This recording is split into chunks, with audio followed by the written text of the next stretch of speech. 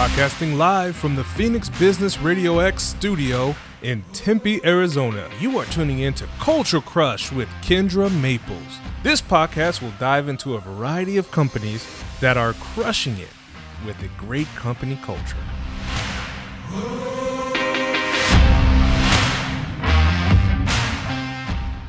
Welcome, everyone, and thank you for joining us on another episode of the Culture Crush Business Podcast.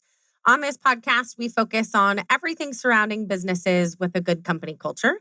We do a deep dive into companies that are crushing it with a great culture, and then we also bring in those tools and those resources to help improve culture as well. So today, I am extremely excited for the two of you. I am very intentional about the matches that I make and matching these conversations in a way that I think is really just going to blossom and provide a good conversation based around culture. And I think the two of you are going to be really awesome. So I'll introduce the two of you, and then I want each of you to tell us a little bit about you, yourself, your company, how you got to where you are. So I'll start with you. We have Jonathan Kaiser, founder of Kaiser. So welcome. And then in a second, you're going to tell Thank you. I really like that music that you had leading in. I mean, that's so. Well, I talk and you have that kind of in the background, just keep me pumped. Right? I feel it is very, and my colleague who did the voice behind it, he's like, it's like such a energetic, positive, and strong. I like it all. I'm fired up. Let's roll. Awesome. I love it. And then our other guest today is April Sprints, founder and business accelerator of Driven Outcomes. Welcome. Thank you so much. I'm excited to be here. Yes, I'm excited for both of you. So, Jonathan, let's start with you. I want to hear about you. Tell us about you and, how you started Kaiser, and we'll dive into the other stuff later, but don't feel like you have to give this in like 3 seconds. Like, really tell us about how much time do you want me to utilize? You take what you think you need. Well, it's fun to be back on again. Thanks for having me back on. And means I guess I didn't screw up too bad the first few times. But or they've forgotten. Or they've just it's been so long, they've just forgotten, which is probably true. But I had a very unusual upbringing for those who don't know us. I was raised a Christian missionary kid in Papua New Guinea, and my parents taught me to love and serve and give and help and all those good things that we all teach our kids. And then I came back from overseas, and I realized that my parents, which included me because I was attached at the hip to my parents, were very poor, and I didn't like being poor. So I decided at a young age that I wanted to be rich, but I didn't know how I was going to get there. I just knew I wanted to get there. I kind of stumbled into commercial real estate after going to UCLA, thinking that that this would be a good path because a friend of mine said you could get rich doing it. I got into commercial real estate. I realized pretty quickly, wow, this is a take no prisoners, dog eat dog, cutthroat environment. But hey, my parents obviously didn't have it right because they're broke. And these people are driving, very, very nice cars, living in nice houses, taking great vacations. I want that. So I became ruthless, but I was miserable, as you can imagine. I was misaligned with my core values, but I felt trapped because I didn't know a different way. And then 20 years ago, I went to a conference, and a guy gets up and starts talking about a different way of doing business. And it moved and inspired me and caused me to think, I wonder if I could do the same thing. And I wonder if I could do it in commercial real estate in Arizona. And so that started the path of reinvention. And today we've created one of the largest independent firms of our kind in the country, all around this idea of success through selfless service, and culture is everything. So we have 15 core operating principles that we built our culture very intentionally on, that came out of my white space visioning efforts of what could be possible in this industry if I was going to do it the way that I thought was the best way. So, now we're, with our international partners, we have about 570 people worldwide. USA Today named us the industry disruptor. And I actually wrote a book about the whole thing, which is sitting there behind me, called You Don't Have to Be Ruthless to Win, that talks about my story, broke missionary kid to now entrepreneur leading a game-changing commercial real estate firm. So it's always fun for me to come on and talk about culture, because culture is the reason for our success. It's not an ancillary thing. It is the very fundamental core of who we are and what we stand for. Absolutely, it is. How does it feel? You said you were named the industry disruptor. That's such a rad thing to be referred to. How does that feel? I don't like it. How did that go? It's kind of fun, because it's a big industry. But, I think there's just this need I think there's a need and a deep understanding of this need for cultural transformation in our industry. So when I had the epiphany to start my own firm, part of it came with this recognition that not only is commercial real estate this cutthroat environment, but there's a lot of other environments that are cutthroat as well. And so to demonstrate that, hey, if we can do this, if this Jonathan Kaiser crazy person can do this in commercial real estate and prove that you don't have to be ruthless to win, maybe others will lean in, maybe other business leaders. So that's, as my book hit number one on the Wall Street Journal list, and I'm asked to speak a lot and give keynotes and help, do workshops for organizations, teaching their leaders how to create a culture for themselves. What's become very evident to me is there's a significant desire for organizations for this, both groundswell, right? Both the people demanding it, as well as leaders realizing that the old way of doing business is just no longer acceptable. I mean, I started this firm now 10 years ago, and at the time, some of the stuff I was saying was head scratching to people like, wait a minute, what? You're in commercial real estate? You're using the word love and serve and all those things. Today, it's much more, the society has started to catch up, which is really exciting. It's really exciting to see the interest grow where people don't roll their eyes and say, that's cool. Now it's like, wow, that's cool, right? It's a big difference in what people in the perception of it. But at the end of the day, it starts within, it's a personal choice for people. So many leaders try to pretend, right? Or do the things that look perceptually like they're selfless leaders when in reality they aren't. And so for me, it's exciting to lead a firm where every interaction, every client, we only represent tenants or the users of space. So we eliminate the conflict of interest that comes with traditional commercial real estate firms. We're not trying to play both sides. We only play on the side of the corporate user. And in every interaction, my commitment to every client is, here's our 15 operating principles. This is what you can expect from our team. And if you don't get that, call me immediately, and I will make sure that you do. So there's a high degree of accountability. And the hardest part for leaders is you actually have to be the change you want to see, right? Most leaders want all their people to become selfless, but they want to retain their ability to be the good old-fashioned blowhard. That doesn't work. You have to, look yourself in the mirror and say, where am I not this, and work on those. And that to me is the biggest impediment. And so part of what I try to do is show that, it doesn't turn you into this soft little mousy figure if you become selfless. It's like, I'm still a strong type A driven person that loves to negotiate, by the way, loves doing the real estate negotiation. But people know that I'm coming at it from a place of love and serve and commitment. And I think that helps me do a better job, right? I think my clients know that I'm not just trying to make a commission like a lot of commercial real estate brokers. I actually care. I really want them to be successful. And I don't want to do anything on their behalf that does not put them in a better position than they were before they met me. And that is a very unique paradigm for our industry. But I think it's one that more and more will not only be requested, but it'll be demanded. Well, and like you were named, right? You're a disruptor, but a disruptor in a way that needed to happen. And now it's almost like you started this and now things are starting to catch up, right? Like you started this 10 years ago and now these conversations are becoming more normal about culture. And now we have folks like April who her company exists to help companies with culture and to grow and improve. And we'll have her get into that. But now these conversations are normal. I just got back from a conference last week in San Francisco. It was a culture conference.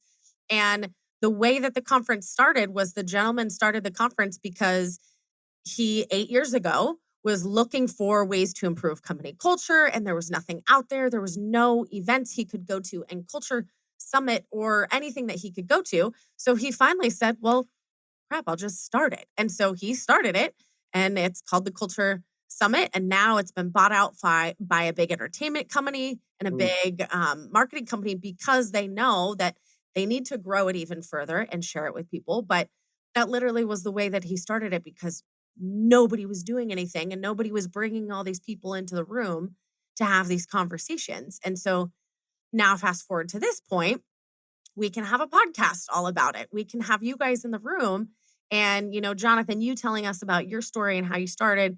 And then April, you're going to tell us about you and what you're doing. And we can have these conversations and they're more normal now, right? And Jonathan, like Yeah. you said, people are Yeah, and excited to I have would love to these share conversations. a couple things on what you just said. Number one is I never want to be perceived as taking credit for starting this movement. It's very gracious of you, You're one of the but many. I am one of many, right? From people like John Mackey, who wrote Conscious Capitalism, to so many others that have modeled this behavior in a quiet way, helping other people, loving and serving. I didn't create that. I didn't come up with that concept, right? That's truth that's been around for generations. My only question is, why is it not more prevalent in the world today in business? And my belief is because it hasn't been modeled enough by people who are willing to put it out there. The humility that comes along with selflessness typically decreases the promotion of said efforts, right? But I think that there's a need for it to be postulated out there for people to see that, oh, there's other people doing it. Because for me, I'd never even heard of it. 20 years ago, I'd never even heard of the concept. I didn't even know it was a possibility. And so if it wasn't for one brave soul getting up and talking about it, I wouldn't have caught on. So I think it's one of those beautiful things where it takes a village, and this realization that, I talk about this in my keynotes all the time. I believe that the old-fashioned way of leadership is not dying. I think it died 5 years ago. Anybody that's still operating in that paradigm is a dinosaur. But there are still so many people that do that, right? There's so many people that grew up that way, that's the only way that they know. And people have gotten really good at sort of whitewashing bad behavior. They give the perception that their cultures are great, but when you dig underneath, it's just not true. Not that Kaiser's perfect, because we have our own problems to be sure, but for us, it's very intentional. It guides how we hire, it guides how we fire, it guides how we manage, it guides everything within our organization. And we're constantly that's due north, and we're constantly, directionally moving that way. Yeah. For me, the most rewarding thing in watching kind of the wave take on in the world is to see that this is taken more and more seriously, to see that people are leaning in, to have so much interest in, even think about when hiring a vendor. Like, why wouldn't you make sure you're philosophically aligned with your vendor before you agree to pay them a bunch of money? Right? What if there's a conflict? Don't you want to know how they're going to react if there's a problem? Like, all these things just become, to me, extraordinarily rational as you do business. And my dream is a world where people selflessly help each other, regardless of personal gain, understanding at a deep level that it's in their own personal best interest to do so. So I believe that selflessness, helping other people, is actually selfish. Because if you play the long game, I think it's in your own best interest long term to actually help other people. So rather than it being like this morality argument of like, just help people because it's the right thing to do. It's like, well, everybody already knows that. And they're already doing that, or they're not, right? So that's not like, wow, Jonathan, what a brilliant idea, help people. But what I'm saying is I believe that if you play the long game, even in arguably the most cutthroat industry in the world, I am proving every single day that you truly can get ahead, you can win, you can be successful without being that kind of corporate shark. And that's what I think is the most transformative opportunity in the world today. Yeah, I love that. We're getting carried away. April, we need to hear from you too, and loop you into this crazy conversation of culture and selflessness and all of these things. So April, tell us a little bit about you, your background, how you got to where you are. I also want to hear about driven outcomes and what you're doing with that, but also the generosity culture. Tell us a little bit about all of this stuff. Absolutely. So I think I'm pretty much the polar opposite of Jonathan. I came at this from the other way around. So growing up, I grew up in a very humble environment. We were very poor. Was raised by a single parent with substance abuse issues, and started my first company when I was 6 years old. It was a short-lived company, but I thought that the best way that I could help would be to solve the financial challenges that we had. And when I was around 9 years old, my mom went to rehab.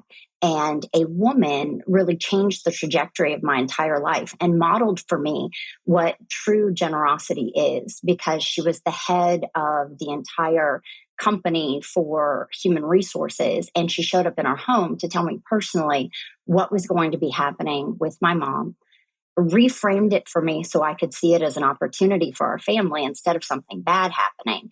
And then went another step more and offered to be my friend and mentor. And in that one moment, she demonstrated for me by modeling so effectively how much of a difference you can make in so many different lives by giving of yourself and pouring into others.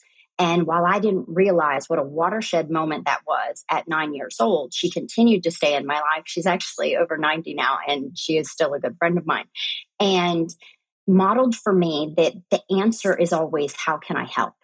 So I went into on military service and then went into the corporate world and just had a very different mindset from everyone from the get-go, which was, I just want to know how I can help. I want to know what I can do for this person and this client and these individuals. And what kept happening over and over was there were people in the room who were saying, oh, this wishy-washy business of helping people and being kind is not going to get anywhere. And then they would have their jaws drop when all of a sudden I would be the top salesperson in the nation or the world, depending on the company. And I didn't believe in always be closing. And I also didn't think that I had to ever worry about what was going to happen for me or anyone who embraced this ideal. Because the interesting thing is that it is something that you can do that makes such an incredible difference for others. But oh, by the way, it's also the most financially and career successful way that you can behave. And it's just as a byproduct, which is really incredible. And when I had those experiences in the corporate world, they led me to more and more just fortunate accidents, if you will, being recruited into a really early up startup and being able to help mold and shape the sales and the way that we did business with our clients so we could be so different in the industry, leading to a $7 billion IPO. And when we had all of that success, I thought, oh gosh, I want to work with more people.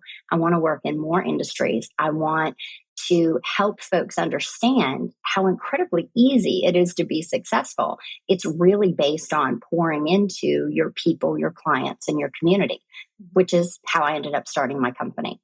I love that. And then tell us a little bit about the company, both sides too, the driven outcomes and then the generosity side too. Well, so they go together. So when I started Driven Outcomes, although I'd had a lot of success in sales, I'd also had a lot of success turning around failing organizations and profit centers within companies. And so what I wanted to do was to go out and help companies either scale very quickly if they were looking to grow, whether it would be to sell or to go public, and also turn around companies that were failing. And I knew I could do it extremely quickly. And it was based on those principles of the generosity culture, which they sound incredibly simple when you say them, which is pouring into your people and your clients and your community.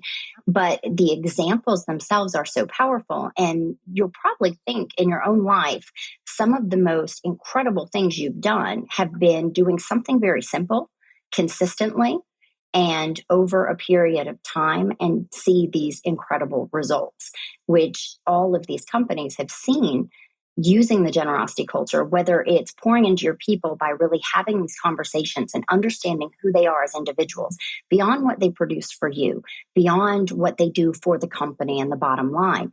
And when you really understand this, you're able to, one, really be there for them as a leader in the way that you really want to be there. So it feels more like a community within your company. And two, you can uncover rock stars, these hidden gems in companies.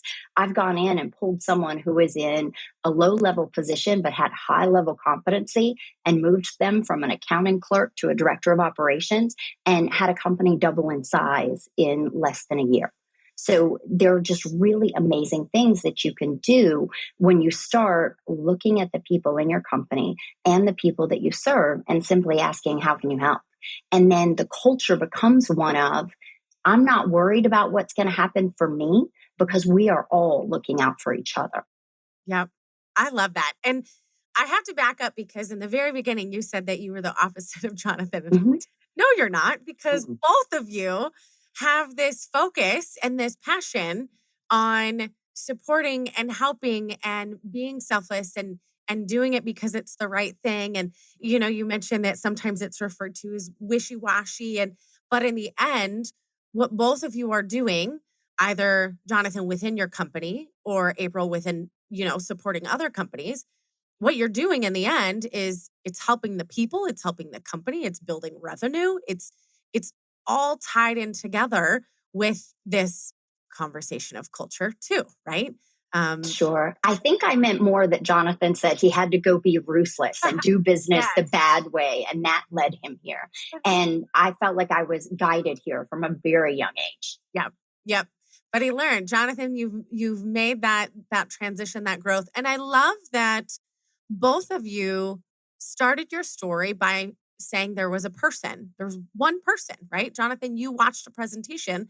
There was one gentleman that really clicked for you. And April, you had one person that you were like, huh, she really was that guiding individual. And I love that you can identify that. And April, that you even still know her, and she's how old do you said 100? No, she's going to be 91 this I year. was like, I just jumped far ahead, but that's so cool.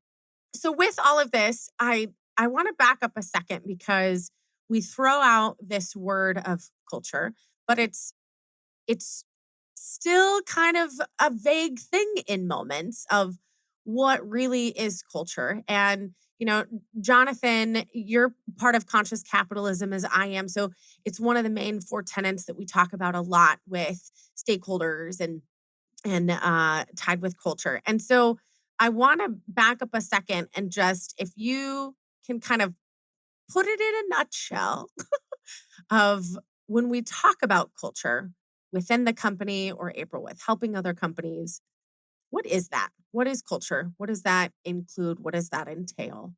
Either one. Well, who do you want to go first? Ooh, Go Jonathan for it, Jonathan. started. Okay. Go. Well, first of all, culture is a neutral term. Mhm. So you could have a good culture or a bad culture. You could have a adversarial culture or a non-competitive culture. You could have a million different kinds of culture. So I do agree that people throw the word out, assuming that it means a positive, helpful culture. But at the end of the day, culture is whatever you decide to be. And I believe that a fish rots from the head. I believe that the culture of the organization is a direct reflection of the leader, of the ultimate leader, and the tone that she or he sets for the organization. Mhm. And so, if you notice in my story, we've created a coordinated 15 core operating principle driven culture, right? So, if you say, what is the Kaiser culture? I can tell you all of our 15 core operating principles, but what it really boils down to is we love and serve people. So that's kind of the underlying tone. And what April said is brilliant because I couldn't agree more. Like it is the more that you help, the more that you serve, the more that you look for ways that you can add value, the better your people are, the happier they are, the better they are in interactions with the clients. It's just a trickle down effect, right? So, but if you're a middle manager at a major firm and the leaders don't adhere to this philosophy, Mhm. I mean, you could do your best within, create a culture, a subculture within your little department. But at the end of the day, there's going to be a constant friction between the overall culture driven by the leaders and what you're trying to create for your team. And that's what we see a lot. So my message is really to the top CEOs and the leaders saying it starts with you. Because if you're not setting this tone and you're not living it, and that's what I was saying earlier with you have to, as a leader, actually do this stuff. You actually, where the rubber meets the road, you have to do it. It's not just talk. And if you do, not that it's going to become easy for the rest of the organization, because it's still not, because everybody has to lean in, but it at least is something that enables the organization to have the space to do so versus expecting them to somehow behave differently than the leaders, which is what's happened for generations. Yeah, it's not do as I say, not as I do. Right. If you have a child, you understand that doesn't work. You can model how you want your children to learn and behave, or you can talk about it and watch them act just like you. And the same thing happens to leaders. And I would say a definition of culture is a company's personality. And I'll put it in a dating analogy. You can go on a date with someone who is a 10. And if their personality is terrible, it doesn't matter what they look like. It doesn't matter what the rest of the world thinks they are. You don't want anything to do with them. Mm-hmm. And if you are asking, do I have a culture? Then you have a culture by default. Yes. And the scary thing about a culture by default is think about your workout plan by default. Think about your will by default. How do the other things in your life seem to pan out when you don't take time to be mindful and intentionally create one that you want and you're proud of? Yeah. And both of you kind of mentioned it in different ways, but the culture, it's going to happen whether you like it or not. So if you can be part of molding it in a positive way and have it be a positive culture, the moment you put people into a room, a culture is going to happen, whether it's the culture of this conversation, whether it's the culture of a company, whether it's the culture of an event, anything like that. There's going to be a culture the moment you put people into a room. We're actually working with a company right now. When I started talking with the CEO about how to help and, work on their culture, she said, "Oh, well, we don't have a culture." I said, "Well, you do. You just don't know what it is. And that's what we're going to figure out. We're going to define that." Okay. So now we've heard a little bit of, culture and just the variety of it, right? Like we were saying, there's a culture no matter what happens when you put people into a room. Both of you have worked in the space of working with leaders, not just at your company, right? Jonathan, with you, obviously you're growing an amazing culture at Kaiser, but you wrote your book, you're talking to other people about not being ruthless and, being selfless and supporting your team and growing that good culture. And so I want to know, like, what are some of the big challenges that you've seen for leaders when it comes to implementing that good culture? Again, this is a question for both of you because you've got these different perspectives of, April, you're working with companies really at the point of when they know they need your support for that culture. Jonathan, you're probably working more with companies almost like peers that are looking at you for advice and guidance. So what do you see as some of those big challenges when companies and leaders are really trying to start to implement that good culture even more? I'll start with April. So I think what I encounter in some way, shape, or form with every leader is it is always a challenge of mindset. Whether that mindset is a scarcity mindset where someone has told them business is war and, either they can win or you can win, but we can't all win in this together. Or it's a mindset of really not feeling like they're quite good enough, right? They have a little bit of imposter syndrome and they may not even be aware of it. But because of that, they don't want to be forthcoming and vulnerable with their team and share when they've made mistakes and create an environment where it's okay to make a mistake. And oh, by the way, if it's not okay to make a mistake, you can't innovate because there is no innovating on a perfect path. It has got to be okay to iterate and to do things over time and to really expand the way that you do things by learning what does work and then having the contrast of what doesn't. So when I see a company that's really struggling with creating the kind of culture that they want, it is always in some way, shape, or form tied to the mindset of the CEO and their C-suite and how those folks interact with each other. And it's a great place to start modeling it and really help the entire company see that it is now safe to step into this culture because it's not going to be about a ping pong table, an espresso machine, and beer on Friday. It's going to be about, do we feel safe to grow together, to create together, and to make a company that we're all proud to say we work at and want to bring in other people we like, trust, and admire.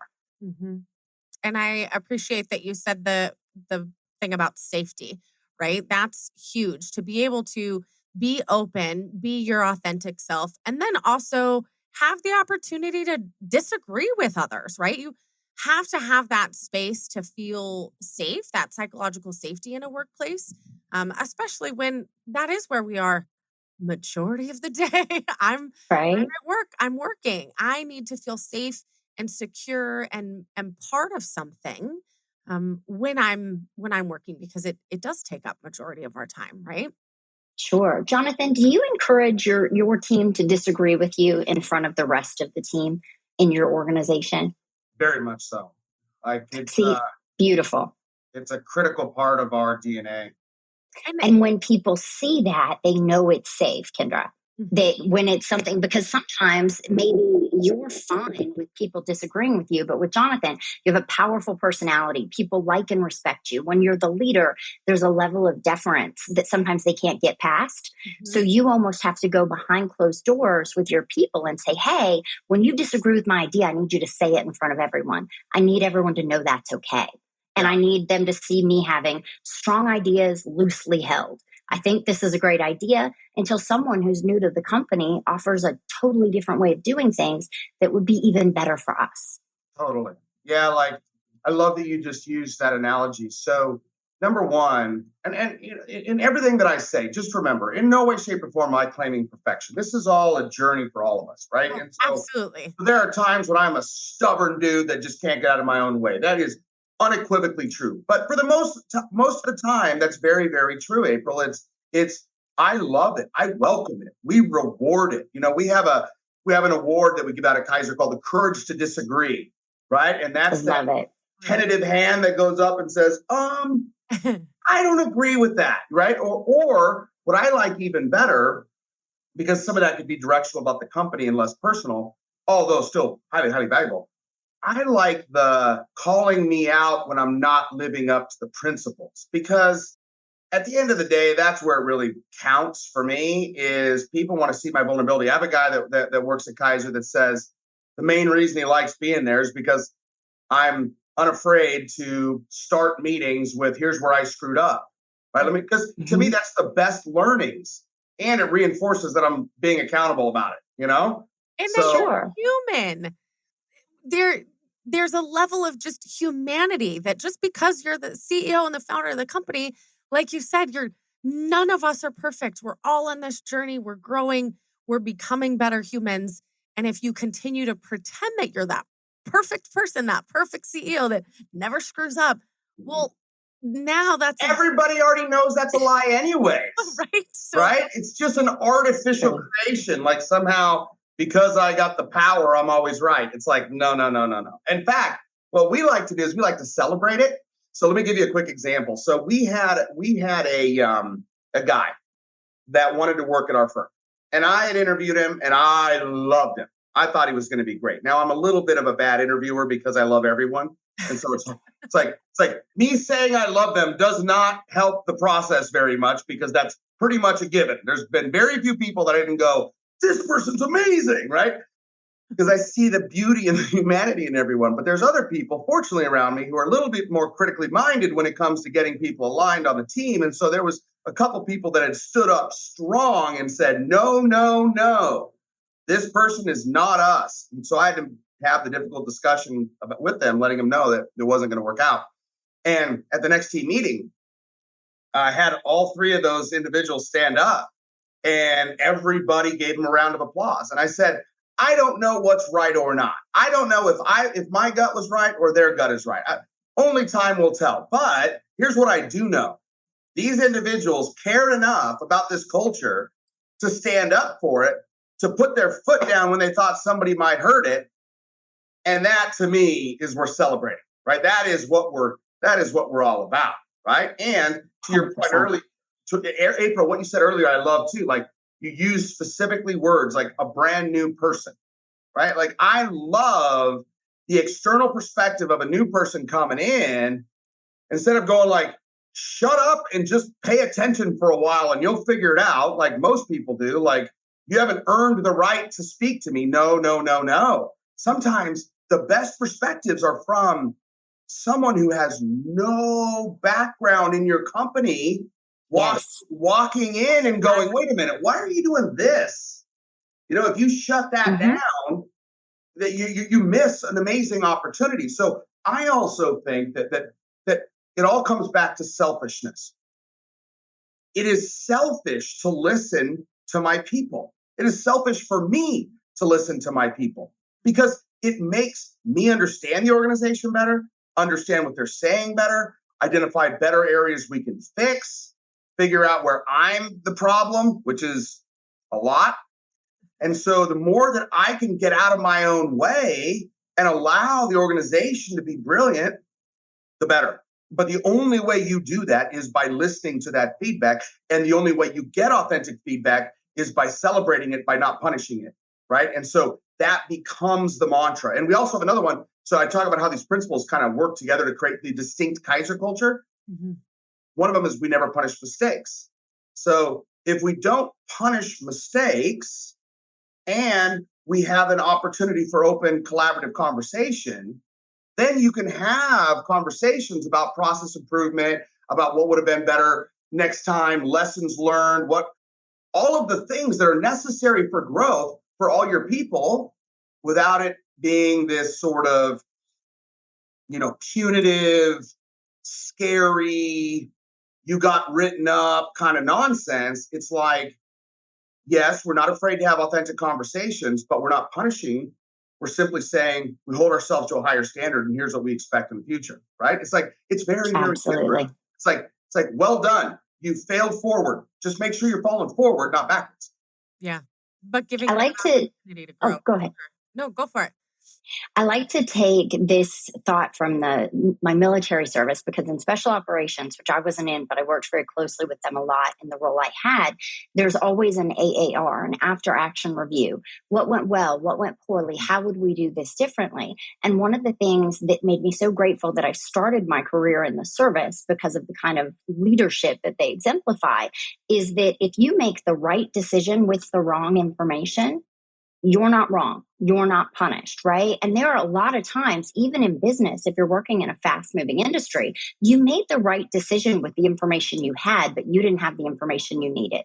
So to the point that Jonathan made, not getting punished for that and understanding that next time we're going to make that choice with better information, we're going to do that another way, then everyone learns, everyone gets better. And that creates that culture of us continuously improving and no one worried that they're going to get their head chopped off for doing the wrong thing. And April, I love that you bring that into the conversation about your experience in the military, because I love when I can read books and listen to podcasts from folks that are in, ranking positions in the military, because one, it's a culture of its own, right? It's going to be a different culture. Absolutely. Maybe not lovey-dovey, but you're going to have your folks that you're with side by side, that your battle buddies, but the culture of leading from the top, the communication from the top down, bottom up, everybody knowing the plan, knowing what's going on. A lot of those things we can utilize in these other conversations. And so when it comes to culture, right? Military has a culture.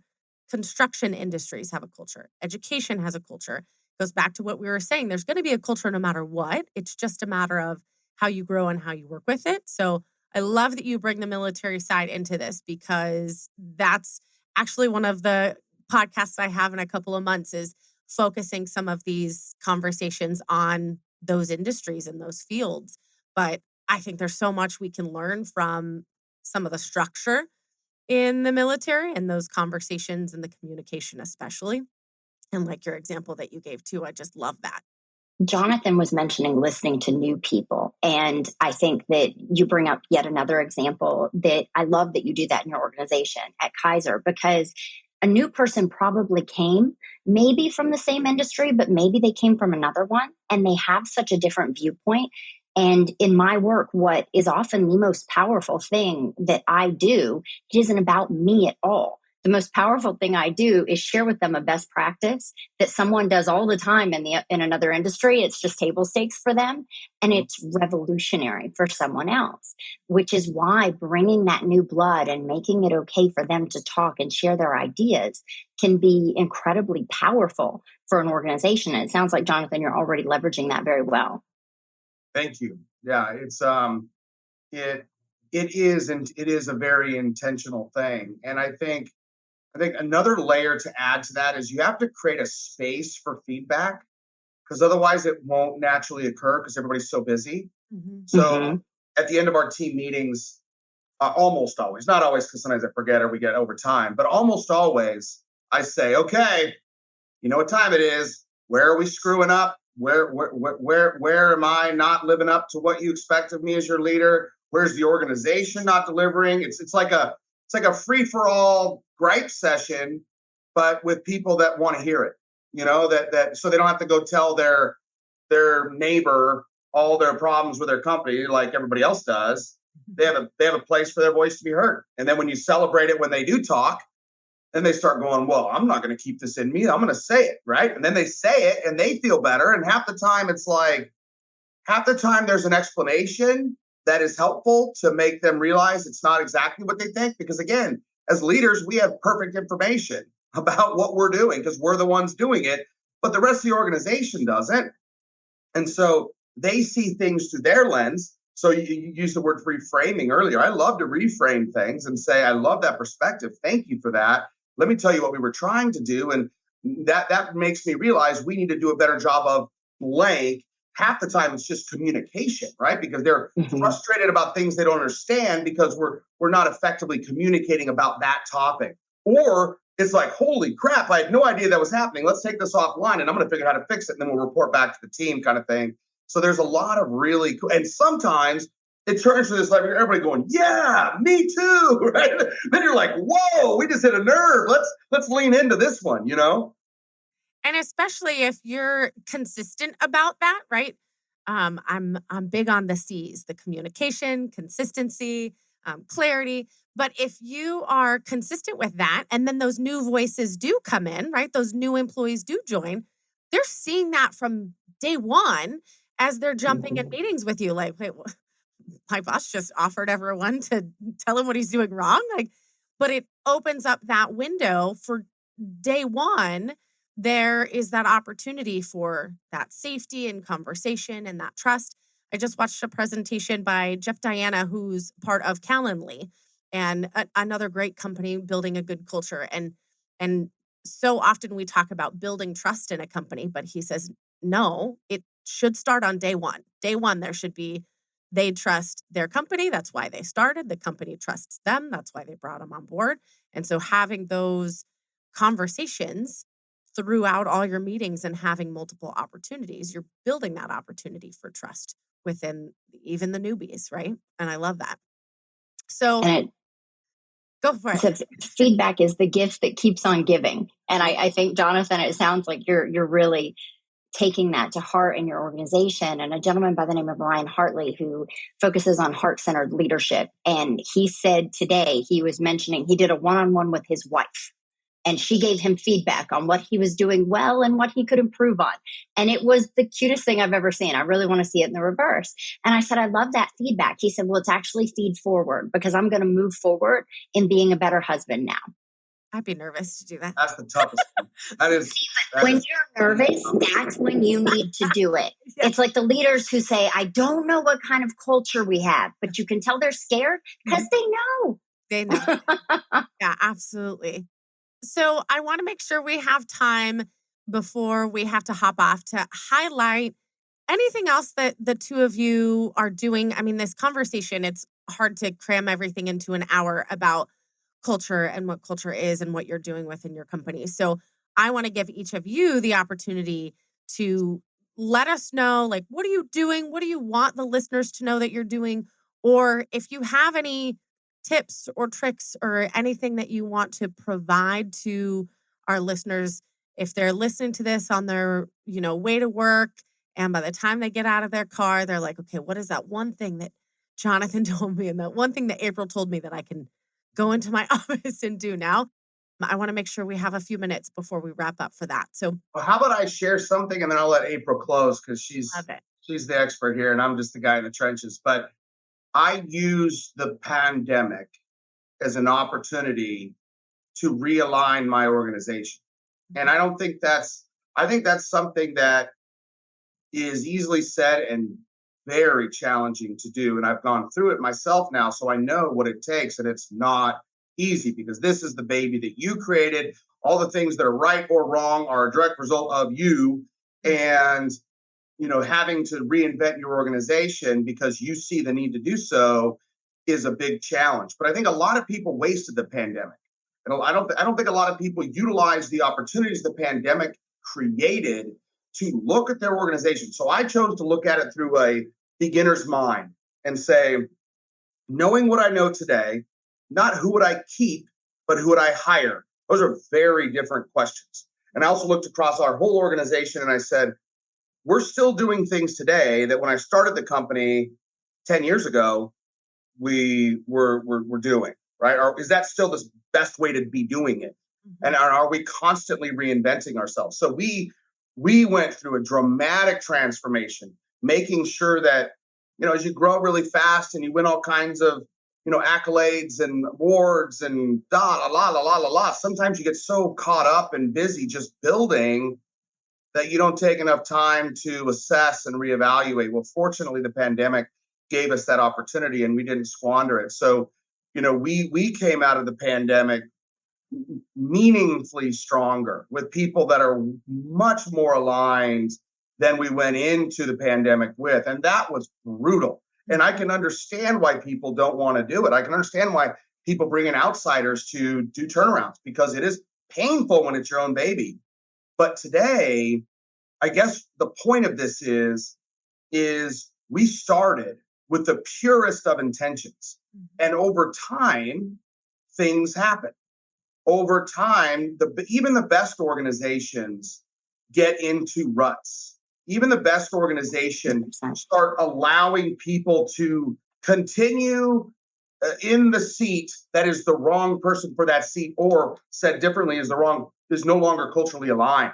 So to take the difficult steps to realign that has infused fresh optimism, fresh excitement, fresh unity into a now 10-year-old organization feeling like a startup again to completely and utterly ensure that we're aligned. And so, for those of you who are out there listening that you're not in a startup, you're in an organization that's been around for a while, thinking about where you may need to do that same thing and do just a fresh evaluation of where you are aligned and where you are not as it relates to your culture. Because I think what happens to a lot of organizations is they start with a great culture. I've seen it so many times. Everybody's excited. Everybody's just, we're going to change the world. And then 3 years go by, and then 5 years go by, and then 8 years go by. Next thing you know, it's a job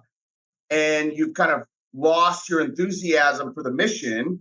Mm-hmm. And you've allowed things to trickle in, like we had allowed at Kaiser unknowingly, that were undermining what we stood for. So I think there's an opportunity for a house cleaning every few years to just make sure that you're keeping the culture fresh, because it's easy to kind of, it's like boiling a frog, right? I hate that analogy because I feel bad for that dang frog, but it's like you don't really notice it's happening until it's too late.